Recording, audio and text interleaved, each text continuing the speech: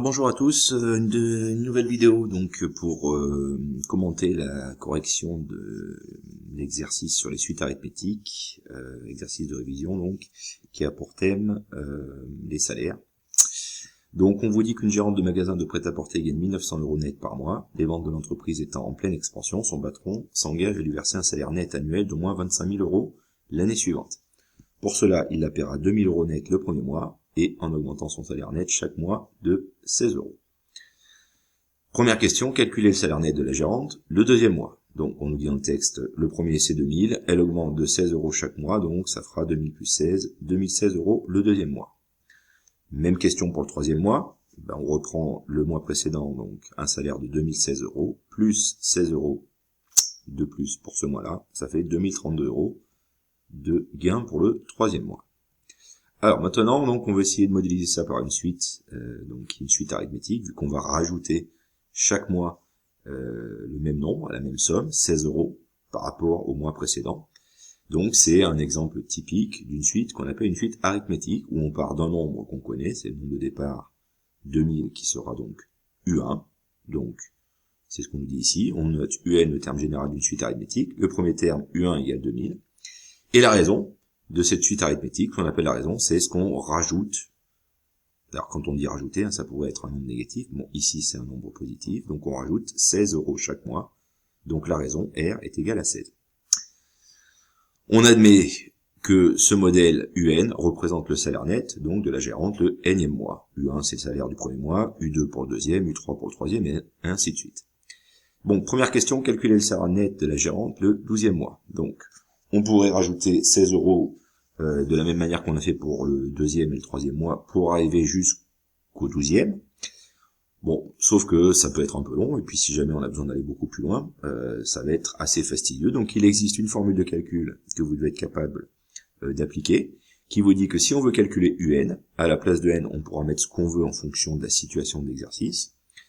C'est égal donc à U1, généralement c'est le premier terme de votre suite, vous le connaissez, plus N-1, à la place de N, on mettra la même valeur que celle qu'on a mise au départ quand on a écrit UN, fois la raison de la suite, qu'on connaît généralement aussi si on applique cette formule.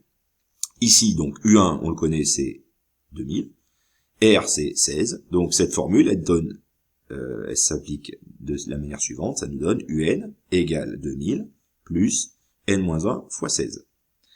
Maintenant, par rapport au contexte de l'exercice, on se pose la question, qu'est-ce que je peux mettre à la place de N? Ici, on vous demande de calculer le salaire le 12e mois. Ça veut dire qu'on vous demande de calculer U12. Il suffit donc de remplacer N par 12. Ça fait donc U12 égale 2000 plus 12 moins 1 fois 16.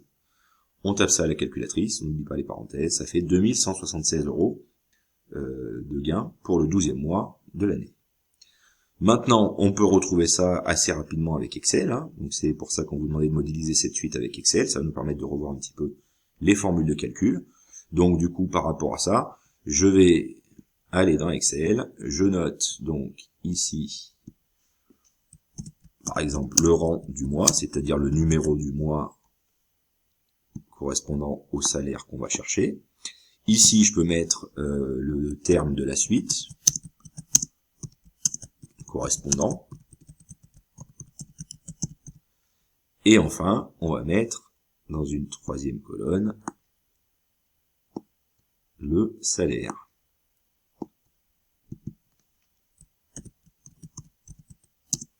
En euros, évidemment.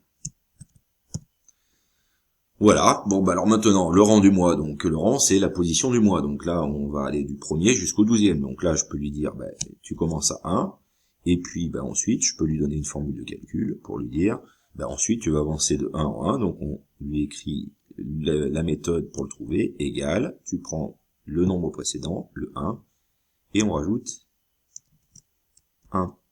Je fais entrer, il a bien compris que là du coup c'était 2, et maintenant, j'ai plus qu'à aller cliquer sur la cellule et aller chercher la petite croix noire en bas à droite pour recopier cette formule de manière à aller jusqu'au numéro 12. Bon, ici, alors cette colonne n'était pas forcément nécessaire, on pouvait aussi directement lui expliquer que là on va calculer les différents termes d'une suite. Donc le premier terme c'est U1, donc je lui écris U1. Le problème, c'est que là, je peux pas lui donner une formule, parce que U1, c'est pas un nombre. Là, 1, c'était un nombre, donc je peux lui donner une formule de calcul pour déterminer le reste. Ici, je peux pas lui dire, U2, j'ai pas de formule de calcul, parce que pour lui, c'est comme si on avait écrit un mot.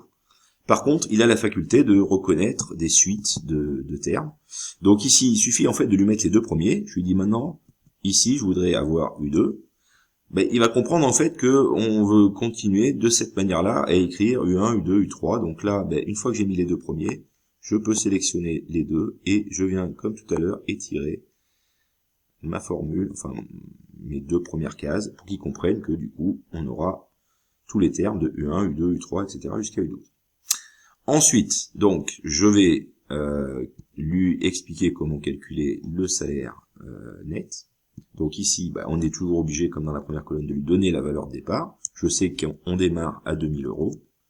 Et ensuite, je vais lui expliquer, pour pas moi-même faire les calculs, je vais lui expliquer comment on calcule le reste. Donc, je lui dis, maintenant, dans cette cellule, c'est égal à la valeur précédente. Donc, je clique ici sur C2, plus 16. Je fais entrer, il a bien trouvé 2016, et puis maintenant, j'ai plus qu'à étirer cette formule. Donc pareil, je sélectionne la cellule, je viens chercher la petite croix noire, j'étire, et il me calcule. Donc il a bien compris, si je viens dans cette cellule, il a bien compris du coup qu'il fallait prendre, vous voyez, C3 plus 16, donc il a pris celui du dessus, il a rajouté 16, et puis là, C4 plus 16, et ainsi de suite. Par la même occasion, ça nous permet de vérifier le résultat de la question précédente. Le 12e mois, on retrouve bien 2176 € de gain mensuel. Voilà pour la modélisation avec Excel. Maintenant, on vous demande de calculer le salaire net annuel de la gérante. Là, une fois qu'on est dans Excel, c'est assez facile de retrouver quel est le salaire net annuel. On sait que pour trouver ce salaire net annuel, il faut faire la somme de tout ça. Donc, pareil, là, j'ai plus qu'à lui expliquer. Donc, je vais noter salaire net annuel. Donc, je voudrais avoir ce salaire net annuel. Et donc, dans la cellule d'à côté, je vais lui expliquer comment le calculer. Je dois faire la somme de tout ça.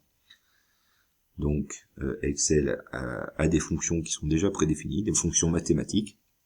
Il n'y a plus qu'à les utiliser. Pour utiliser une formule qui est déjà connue d'Excel, on commence toujours par égal.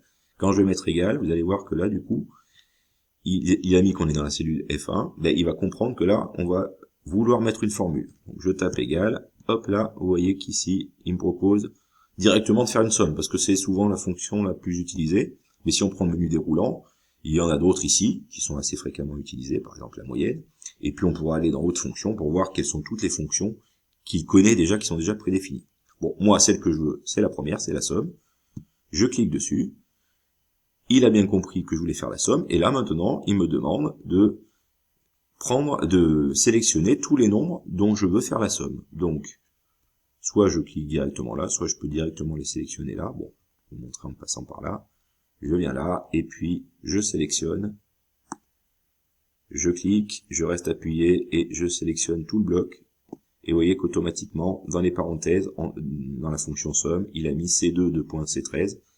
Ça veut dire qu'il a compris qu'on veut faire la somme de toutes les valeurs depuis la cellule C2 jusqu'ici, jusqu'à la cellule C13.